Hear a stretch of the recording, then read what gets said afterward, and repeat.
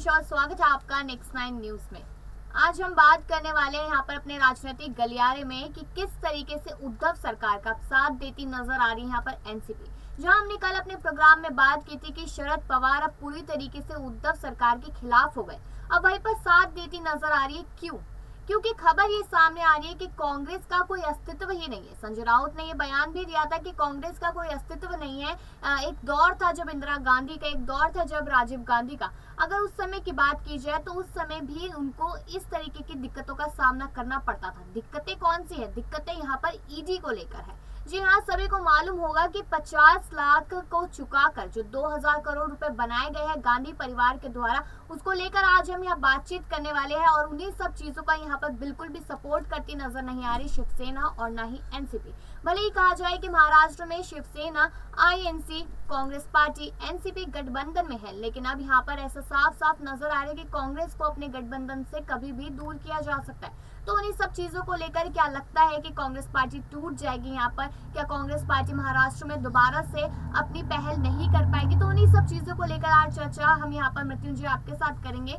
तो स्वागत है मृत्युंजय आपका। लगातार हम यही देख रहे हैं कि महाराष्ट्र की सियासत तो गरमाई हुई है। जहाँ हमने कल भी यही प्रोग्राम किया था, यही जाना था कि किस तरीके से शरद पवार यहाँ पर उद्धव ठाकरे के खिलाफ हो रहे थे, क्योंकि कहीं ना कहीं बात ऐसे सामने आ रही थी कि राज्यसभा के चुनाव है, तो उन्हीं वजह से यहाँ खटपट का दौर चल रहा है। लेकिन अब खबर सामने आती है कि संजय राउत यहाँ पर कहते हैं कि कांग्रेस पार्टी को हमें अलग कर देना चाहिए, उनका कोई अस्तित्व नहीं है। और ये सारी चीजें कहीं ना कहीं ईडी मामले को लेकर आ रही है। तो मैं आपसे पहले तो यही जानना चाहूंगी कि थोड़ी सी हम जानकारी दर्शकों को दें कि आखिरकार वो ईडी वाला जो मामला है, जो 50 लाख से 2000 करोड़ बनाए गए हैं, वो आखिरकार मामला क्या है पूरा?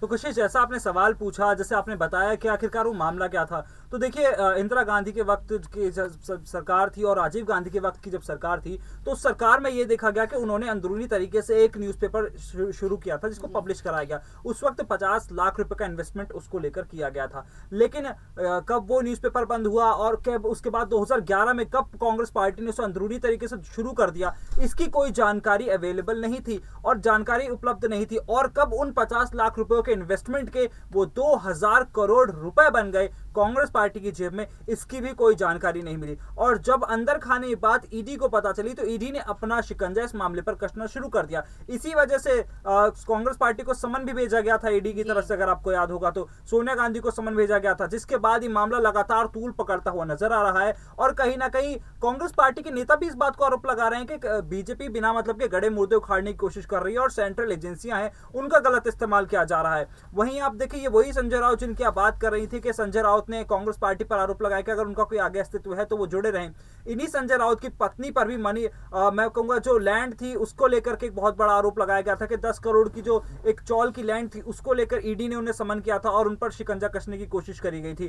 तो देखिए, कोई भी इससे छूता नहीं रहा है। ये आज संजय राउत को भी पहले अपने दामन में देख लेना चाहिए किसी और पर आरोप लगाने से पहले। तो ये सब सियासी खेल इस वक्त महाराष्ट्र में मचा हुआ है। सिर्फ आरोप प्रत्यारोपों का दौर जारी है और एक दूसरे पर उंगली उठाई जा रही है। कशिश, देखिए, ऐसा माना जा सकता है मृत्युंजय कि यहाँ पर जो बाकी के नेता, यानी कि अगर शिवसेना से हम शुरुआत करें तो यहाँ पर बहुत सारे नेता हैं जिन पर ईडी का शिकंजा भी कुछ दिनों पहले ही हुआ था, जहाँ पर संजय राउत ने तब भी टिप्पणी की थी। तो क्या ऐसा माना जा सकता है कि जिस तरीके से कांग्रेस पार्टी पर, उनके आला कमान पर ये ईडी का शिकंजा जो दिखाई दिया है, तो क्या एक शिवसेना में डर बन गया, एनसीपी में डर बन गया कि कहीं ना कहीं अब बारी हमारे आला कमान की भी आ सकती है, कहीं ना कहीं हमारे बड़े बड़े नेताओं की भी बारी आ सकती है, और अगर बारी आती है तो सरकार यहाँ पर बहुत ज्यादा खतरे में नजर आ सकती है? देखिए, बिल्कुल ऐसा हो सकता है। आप देखिए कि जिस तरह से आपने जिक्र किया कि क्या आला कमान पर, हर पार्टी के आला कमान पर, हर पार्टी के नेतृत्व पर अगर शिकंजा कसा जाता है, क्योंकि देखिए कहीं ना कहीं कोई ना कोई बिजनेस हर किसी नेता ने शुरू कर रखा है। उसके लिए पैसा कहां से आया है, उसको कैसे इन्वेस्ट किया गया है, कहां से कहीं हवाला का पैसा तो नहीं है, गलत तरीके से कमाया गया पैसा तो नहीं है, करप्शन का पैसा तो नहीं है, बहुत सारी ऐसी तमाम चीजें हैं। कोई ऐसा लैंड तो नहीं जिसको हड़पा गया, किसी पब्लिक प्रॉपर्टी को या फिर किसी गवर्नमेंट प्रॉपर्टी को नुकसान पहुंचाकर इसको खड़ा किया गया। ऐसी तमाम बड़ी सारी बातें हैं। आप देख लीजिए, इसी तरीके से अभी देखिए शिवसेना ने क्या क्या नवनीत राणा को नोटिस भेज दिया। अब वैसा ही नोटिस अगर शिवसेना के कई नेताओं को जाता है तो शिवसेना के नेता बौखला जाते हैं। यही संजय राउत हैं जो कुछ वक्त पहले ईडी के जरिए निशाना साधते हुए प्रधानमंत्री नरेंद्र मोदी और बीजेपी को कहते थे कि मैं खड़ा हूं, आप मेरा क्या बिगाड़ सकते हैं, मैं देख लेता हूं, मैं आपसे डरता नहीं हूं। ये वही है। और अब देखिए वो खुद कांग्रेस पार्टी को ऐसी बातें कह रहे हैं। तो वहीं ऐसा देखा जा रहा है कि इस वक्त जो खलबली मची हुई है गठबंधन को लेकर, गठबंधन पर भी तलवार लटकती हुई नजर आ रही है। जैसे हम पहले भी जिक्र कर रहे थे, क्या उद्धव ठाकरे से इस्तीफा मांगा जा सकता है शरद पवार की तरफ से। तो देखिए उन्होंने क्या किया कि जिससे पहले आप हमसे अपना इस्तीफा मांगे हम ही पासा पलट देते हैं। तो उन्होंने अब क्या किया, उन्होंने कांग्रेस पार्टी को अपने लपेटे में ले लिया कि कांग्रेस पार्टी, क्योंकि देखिए सबसे कमजोर तीनों दल में से सबसे कमजोर स्थिति जो कांग्रेस पार्टी की है, उसकी एक बड़ी वजह है क्योंकि देखिए एक तो कांग्रेस पार्टी ज्यादा राज्यों में अब है नहीं, बहुत कम राज्यों में कांग्रेस पार्टी की सरकार है, नेतृत्व कांग्रेस पार्टी का कमजोर है, राज्य का जो नेतृत्व है गुलाम नबी आजाद को दिल्ली से वहां जाना पड़ता है ताकि हालातों को सुधारा जा सके। 25 ऐसे विधायक हैं जो लगातार बीजेपी के संपर्क में हैं, तो हालत तो कम से कम देखिए कांग्रेस पार्टी की बहुत ज्यादा खराब है और इसी वजह से जो कमजोर होता है ना कशिश, उसी को सबसे ज्यादा परेशान किया जाता है और उसी को सबसे ज्यादा दबाया जाता है और ये बखूबी शिवसेना कर रही है इस वक्त। तो देखिए यहाँ पर माना जा सकता है कि अगर इस तरीके से कांग्रेस पार्टी को दबाया जाता है, उन पर इल्जाम लगाए जाते हैं, गठबंधन की हटाने की धमकी दी जाती है, तो कहीं ना कहीं कांग्रेस पार्टी और ज्यादा दबती नजर आएगी और शायद खुद ही पीछे हटने का फैसला ले सकते हैं। क्योंकि मृत्युंजय, जिस तरीके से आपने भी ये बात बताई कि पूरे देश भर में देखा जाए तो कांग्रेस का भी वो अस्तित्व है ही नहीं जो पहले एक समय पे था, क्योंकि हम ये बात काफी बार रिपीट कर चुके हैं कि 70 सालों तक सत्ता में रही कांग्रेस पार्टी आज के टाइम में एक एक वोट, एक एक सीट के लिए मोहताज हो चुके हैं। ऐसी हालत यहाँ कांग्रेस पार्टी के। लेकिन ये भी सवाल उठता है यहाँ पे कि जिस तरीके से शरद पवार और उद्धव ठाकरे ने ये फैसला लेते नजर आ रहे हैं, यानी कि एनसीपी और साथ ही साथ शिवसेना की कांग्रेस पार्टी को हटाया जाए, लेकिन फिर भी ये कहा जा रहा है कि सोनिया गांधी का जो घमंड है वो कभी भी कम नहीं होगा। तो क्या इसका रीजन ये माना जा सकता है कि हमेशा कांग्रेस पार्टी गांधी परिवार में ही घूमती रह जाती है, गांधी परिवार को आगे करना चाहती है और अब ये शरद पवार और उद्धव ठाकरे ये चीज नहीं चाहते हैं कि कहीं ना कहीं अब सोनिया गांधी को ये रियलाइज कराना है कि आप इसलिए हो क्योंकि हम हैं। देखिए बिल्कुल ऐसा माना जा सकता है क्योंकि देखिए अगर मैं आप गांधी परिवार की आपने बात करी, उत्तर प्रदेश में प्रियंका गांधी एक रैली को संबोधित करती हैं, हाल फिलहाल की बात है, और उस रैली को संबोधित करते हुए वो खुद ऐसी बातें कहती है। देखिए मैं उनकी बातों के क्या मतलब है वो मैं आपको बताने की कोशिश कर रहा हूँ।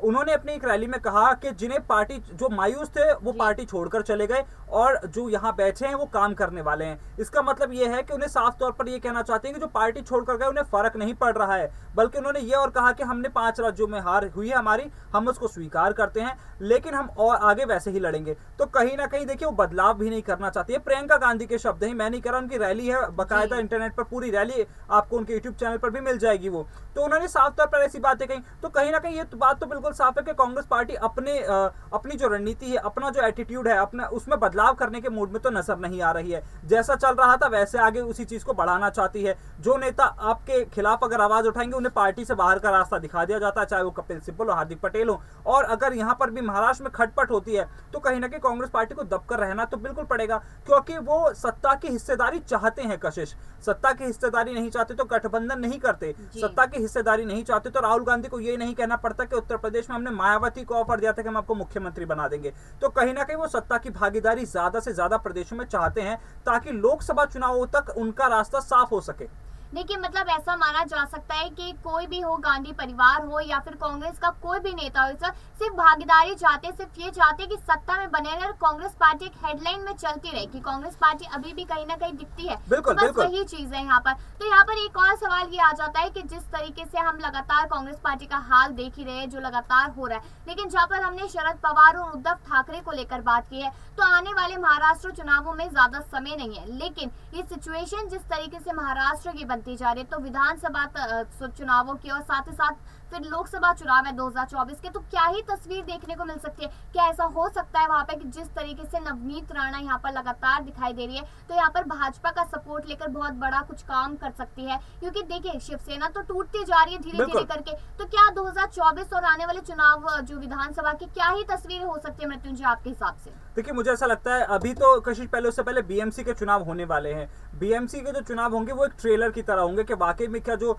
नवनीत राणा, राज ठाकरे, इनकी वजह से क्या वाकई में शिवसेना का जो वोट बैंक है वो सच में ट्रांसफर हुआ है या नहीं हुआ है। अगर देखिए कशिश वो ट्रांसफर हुआ है तो बीएमसी चुनाव में उसका असर हमें साफ तौर पर देखने को मिल जाएगा। और इस वक्त जिस तरह से गठबंधन में जो हलचल मची हुई है, जो भगदड़ मची हुई है, उसके अभी क्या नतीजे रहने वाले हैं आपको बीएमसी चुनावों में। और बीएमसी चुनाव कहीं ना कहीं कहा जाता है ना कशिश के ट्रेलर होते हैं आने वाले विधानसभा चुनावों को लेकर। और महाराष्ट्र में जब विधानसभा होंगे उसके कुछ वक्त बाद देश में लोकसभा चुनाव होंगे। जो बड़े बड़े राज्य हैं, राजस्थान है, उत्तर प्रदेश प्रदेश है, महाराष्ट्र भी अच्छा खासा बड़े राज्य है, वहां पर भी अच्छी खासी लोकसभा की सीटें हैं और वहां पर विधानसभा चुनाव के नतीजे जाहिर कर देंगे कि आखिरकार लोकसभा चुनाव में किसका कब्जा महाराष्ट्र में रहने वाला है। देखिए वो तो देखने वाली चीज होगी कि लोकसभा चुनाव में कौन ही इस बार आते हैं, क्योंकि 2 बार से तो लगातार बीजेपी आ रही है, क्योंकि कहा जा रहा है कि मोदी लहर है।